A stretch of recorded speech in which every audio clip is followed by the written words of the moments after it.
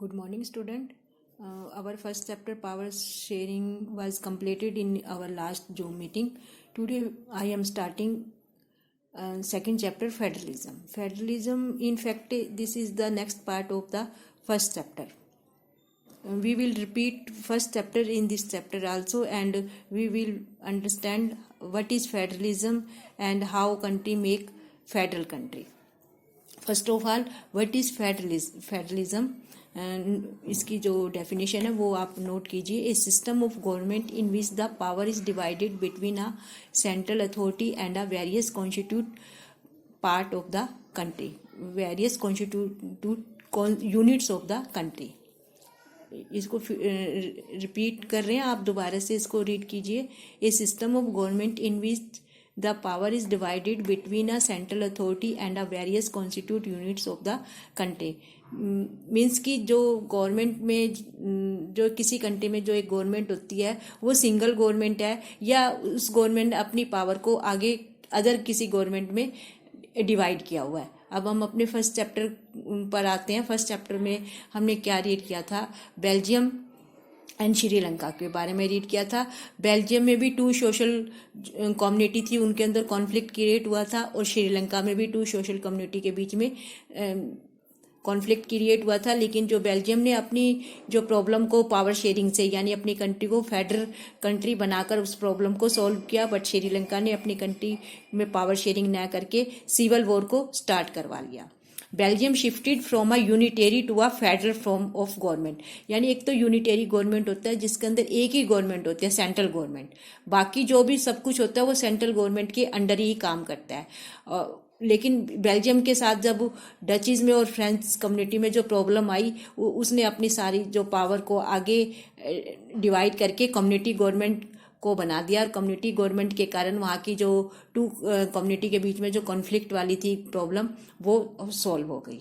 Sri Lanka continues to be a unitary system, but Sri Lanka ने अपनी government की पावर को शेयर नहीं किया और किसी भी अदर गवर्नमेंट को नहीं बनाया. Where the national government has all the powers. जहाँ पर वहाँ पर क्या होता था श्रीलंका में कि एक नेशनल गवर्नमेंट थी सिंघाला की, उन्हीं के पास सारी पावर्स थी. उन्होंने तमिल के लिए कहीं भी कोई पावर शेयरिंग नहीं की. Federation has 2 levels of government and both of them enjoy power independent of the other. Federation जो कंट्री होता है उसके अंदर एक से ज़्यादा लेवल होते हैं. जैसे हमारी कंट्री में 3 लेवल है गवर्नमेंट के, central level, state level and local level. इसी तरह जैसे बेल्जियम में उन्होंने क्या किया था? Central level, state level and community level. Federal system is different from unitary system. Federal system unitary system के बिल्कुल डिफरेंट होता है, क्योंकि यूनिटेरी में ओनली 1 गवर्नमेंट वर्क करती है कंट्री के लिए, और फेडरल में 1 से ज़्यादा गवर्नमेंट वर्क करती है. Under the unitary system otherwise is only 1 level of government और sub unit are subordinate to the central government. अगर यूनिटेरी गवर्नमेंट में अगर कोई अदर गवर्नमेंट है भी सही, तो वो कंप्लीटली सेंट्रल गवर्नमेंट के ही अंडर वर्क करती है. की फीचर ऑफ फेडरलिज्म. अब इसमें जो फेडरलिज्म है उसके मेन फीचर क्या है? 2 and more level of the government. First feature यही हो गया कि जो गवर्नमेंट के लेवल है वो 2 होंगे या इससे ज़्यादा होंगे. Each tier of government has its own jurisdiction. यानी जो भी अलग अलग जो लेवल है गवर्नमेंट के, उन सबका अपना एक जुरिस्डिक्शन होता है. जुरिस्डिक्शन का मीनिंग होता है अपना एरिया, यानी एक निश्चित उनका लेवल होता है कि उस लेवल तक उन्हीं की चलेगी, उसमें सेंट्रल गवर्नमेंट या अदर एंड कोई गवर्नमेंट उसमें इंटरफेयर नहीं कर सकती. The existence and authority of each tier of government is continuously generated. Fundamental provision can not be unilaterally changed by 1 level of government. और जो भी उस गवर्नमेंट के जो पावर्स है, जो फंक्शंस है, उनको सेंट्रल गवर्नमेंट चेंज नहीं कर सकती. Court have the power to interpret the constitution. और कॉन्स्टिट्यूशन को इंटरप्रेट करने की जो पावर है वो हमेशा जुडिशरी के पास होती है. And the power of different level of government, और डिफरेंट लेवल के गवर्नमेंट की जो पावर्स है उसको इंटरप्रेट करने का पावर भी कोर्ट के पास होता है. यानी कि सेंट्रल गवर्नमेंट अननेसेसरी किसी भी स्टेट गवर्नमेंट की पावर को छीन नहीं सकती. Each level of revenue sources are specialized to ensure its financial autonomy. और जो अलग अलग जो लेवल होते हैं गवर्नमेंट के, उनके अपने जो फाइनेंशियल इशू भी फिक्स होते हैं, फाइनेंशियल इशू भी डिसाइडेड होते हैं कि किस गवर्नमेंट को कहाँ से कितना रेवेन्यू मिलेगा। And two aspect of federal system are crucial for the institution and practice of federalism. An ideal federal system has both aspect, mutual trust and agreement to live together. एक जो ideal federal system होता है उसमें एक जो दो बातें main होती है, एक तो उनका जो म्यूचुअल ट्रस्ट होना चाहिए, जो डिफरेंट लेवल है गवर्नमेंट के उनको एक दूसरे पर ट्रस्ट होना चाहिए, और एक उनके अंदर एग्रीमेंट होता है कि वो इकट्ठे रहना चाहते हैं, जिससे कि अगर कोई कॉन्फ्लिक्ट है भी सही उन लेवल में तो उस कॉन्फ्लिक्ट को वो जुडिशरी के थ्रू सॉल्व कर सकते हैं। There are 2 kinds of routes through which federation have been formed. ये मैंने आपको वर्कशीट में भी क्वेश्चन दिया था कि 2 ये रूट होते हैं जिसमें कि ये फेडरल कंट्री बनता है। एक तो होता है कमिंग टुगेदर फेडरेशन और एक होता है होल्डिंग टुगेदर। कमिंग टुगेदर में यूएसए, स्विट्जरलैंड एंड ऑस्ट्रेलिया आते हैं। होल्डिंग टुगेदर में आते हैं इंडिया, स्पेन एंड बेल्जियम। तो ये बच्चों आपका फेडरलिज्म है। इसमें आपका सेकंड जो टॉपिक है what makes India a federal country. अब हम अपनी कंट्री पर आते हैं। अभी तक हमने फर्स्ट चैप्टर में इंडिया को रीड नहीं किया था, हमने बेल्जियम और श्रीलंका को रीड किया था। बेल्जियम तो यूरोप का कंट्री है और श्रीलंका एशिया का कंट्री है। श्रीलंका इंडिया का नेबर कंट्री ही है। लेकिन अब हम इस चैप्टर में इंडिया के बारे में रीड करेंगे कि इंडिया भी एक फेडरल कंट्री है, लेकिन ऐसे क्या प्रोविजन है हमारे कॉन्स्टिट्यूशन में जो कि इंडिया को एक फेडरल कंट्री बनाते हैं। What makes India a federal country. The constitution declared India as a union of state. The Indian Union is based on the principles of federalism. हमारा जो कॉन्स्टिट्यूशन है उसका आर्टिकल 1 है, उसमें इंडिया को यूनियन ऑफ स्टेट्स कहा गया है, यानी राज्यों का संघ। इसमें कई अलग अलग राज्य होंगे और उसका एक जो संघ है उसका नाम क्या है, इंडिया है। ये हमारे कॉन्स्टिट्यूशन के आर्टिकल 1 में लिखा हुआ है। The constitution originally provided 2 tier system of government. वैसे कॉन्स्टिट्यूशन में हमारे 2 ही टीयर है, central government and state government. उसके बाद जो लोकल गवर्नमेंट को हमने बाद में इसको फ्रीडम के बाद डेवलप किया है। द यूनियन और central government representing the union of India and the state government. Third tier of federalism was added later in the form of panchayat and municipalities. जो थर्ड लेवल है हमारा लोकल गवर्नमेंट, उन जो पंचायत और municipalities को कहा जाता है, उसको हमने बाद में इस कॉन्स्टिट्यूशन में ऐड किया था। The constitution of India provide a 3-fold distribution of legislative powers between the union government and the state government. It contains 3 list. हमारी कॉन्स्टिट्यूशन में 3 लिस्ट दी हुई है, union list, state list and concurrent list. ये जो तीनों list है इसमें state और सेंट्रल गवर्नमेंट में कम्प्लीटली पावर्स को शेयर किया गया, कम्प्लीटली पावर को डिवाइड किया गया कि एक गवर्नमेंट दूसरी गवर्नमेंट की पावर्स में इंटरफेयर ना करे और अपनी अपनी पावर अपनी अपनी जुरिस्डिक्शन में वो वर्क करे।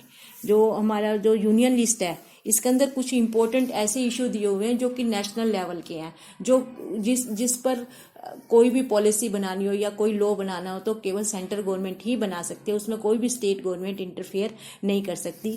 फॉर एग्जांपल यूनियन जो लिस्ट के जो इशू हैं वो टॉपिक है वो कौन कौन से हैं, जैसे करेंसी है, डिफेंस है, फॉरेस्ट है या ट्रेड है अदर कंट्री से, पोस्ट ऑफिस है, बैंकिंग है। ये सारे जो सिस्टम है, ये सारे जो इशू है वो बहुत ही ज़्यादा इम्पोर्टेंट और नेशनल इंटरेस्ट के इशू हैं। तो इन सब पर ओनली जो यूनियन गवर्नमेंट है, सेंट्रल गवर्नमेंट है, वो ही इनको डिस्कस कर सकती है और वो ही इनके ऊपर डिसीजन ले सकती है। तो union list include subject of national importance. The central government alone can make decision on these matters.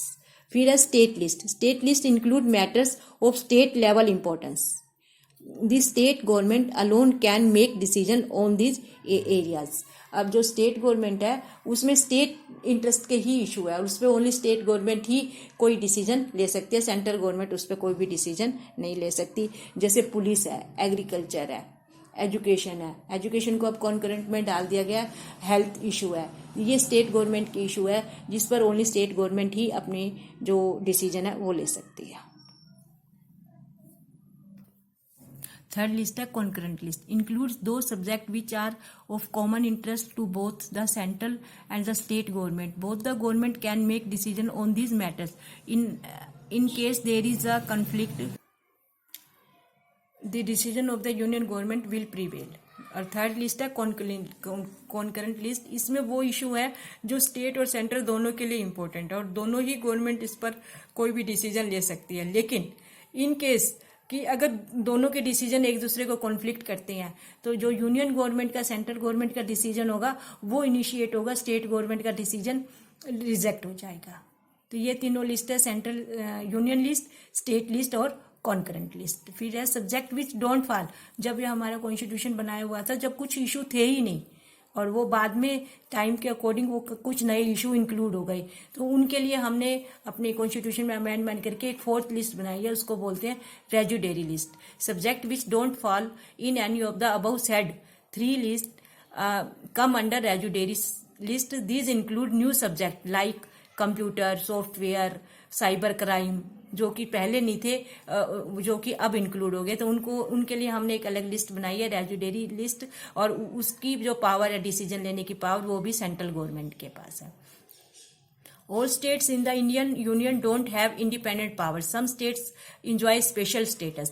अब जो हमारी कंट्री के 28 स्टेट्स हैं उन सब की जो स्टेट्स की जो पावर्स है वो इक्वल नहीं है. कुछ स्टेट्स की जो पावर्स है वो ज़्यादा है, जैसे जम्मू कश्मीर था. अब तो ये इक्वल हो गया है, लेकिन ये आर्टिकल 370 के अंडर इस जम्मू कश्मीर को कुछ अलग से पावर्स मिली हुई थी. और जैसे यूटीज़ हैं, चंडीगढ़ है, लक्षद्वीप है, दिल्ली है, इनकी भी कुछ स्पेशल पावर्स मिली हुई है. Don't have the powers of state. The central government has special powers in running this territories. ये जो टेरिटरीज है, यूटीज है, इन सबको रन करने की जो पावर है वो किसके पास है? सेंट्रल गवर्नमेंट के पास है. As the parliament can not change the power sharing between the union and the state government. और पार्लियामेंट जो ये पावर शेयरिंग है सेंट्रल गवर्नमेंट में और स्टेट गवर्नमेंट में, इसको चेंज नहीं कर सकती. It has to be first passed by the both house of parliament with at least 2/3 of majority. अगर इसको कहीं भी कुछ इसके अंदर चेंज करना है तो इसमें हाउस के जो पार्लियामेंट के जो दोनों हाउस है वहां पर 2/3 मेजोरिटी से उसको पास करवाना जरूरी होता है. The judiciary plays an important role in overseeing the implementation of constitutional provision and procedure. और ये सारे जो स्टेट और सेंटर में जो भी कॉन्फ्लिक्ट है या जो भी उनके बीच में जो डिस्प्यूट है उसके बारे में जुडिशरी लुक आफ्टर करती है और उनके सारे प्रोविजन और प्रोसीजर को सेटल करती है अकॉर्डिंग टू कॉन्स्टिट्यूशन, क्योंकि कॉन्स्टिट्यूशन को इंटरप्रेट करने का राइट जुडिशरी का है. ये बच्चों आज चैप्टर आपके 2 सब टॉपिक हो गए. उसके नेक्स्ट जो हाउजी फेडरलिज्म प्रैक्टिस है यहाँ से हम कल करेंगे. आज इसको आप रीड कीजिए इस टॉपिक को, और इस जो मैंने आपको वीडियो में बताया उसको ध्यान से सुनिए. और इसमें से कुछ जो शॉर्ट क्वेश्चन है जो भी आपसे बनते हैं एटलीस्ट 10 या 20 वो आप अपनी नोटबुक में लिखिए, तब आपको ये टॉपिक क्लियर होगा. फिर हम कल इससे आगे करेंगे. ओके बच्चों, बाय.